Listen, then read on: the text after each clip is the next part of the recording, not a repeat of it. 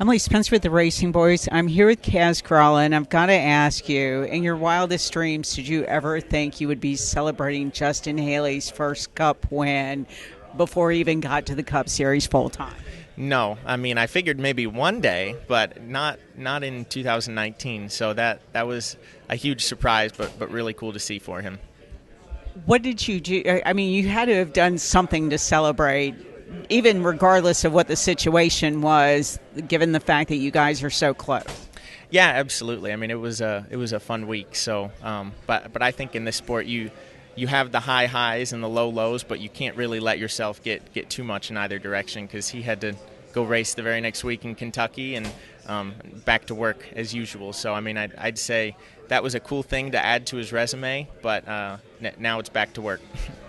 I've asked you in the past about the two of you being the odd couple, but really, can you tell the listeners how you guys just kind of got thrown together and became friends?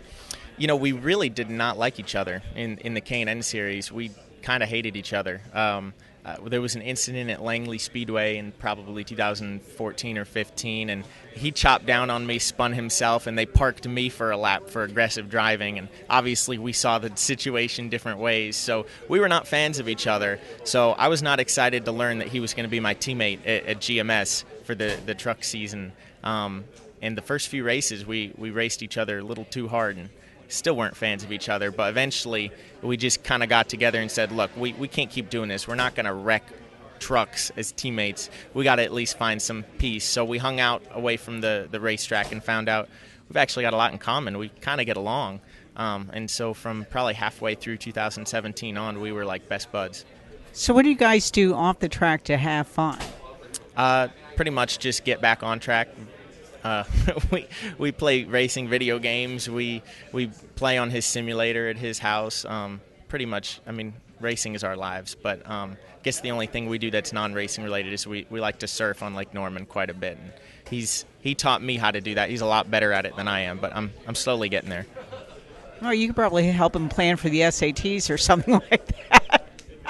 Yeah, I gave him a little pep talk before he went for his GED exam, but he still has to go pick up his certificate. Well, I mean, you know, they're sad. I mean, that's why I say you guys are like the odd couple because, you know, you're like child genius and he likes dirt racing and, you know, that kind of, and you found a common love together in racing. Yeah, pretty much everything about us is complete polar opposites, other than our interests are about the same. We've got a lot in common in that area, but we couldn't be two more different people, honestly, but it works. We have fun together. You get to come back to the racetrack, and it's in front of your home crowd. Is there added pressure coming in New Hampshire? Coming in, yes, I think so. I mean, whenever you have friends and family at the track more than usual and local fans, you want to do well for them. So, yes, there's pressure going in, but once the helmet goes on and you roll out for the race, it's the same. You've got one job to do. It's the same every week, no matter what track you're at. So I feel like that's when the laser focus kicks in, and then it's no different than any other race.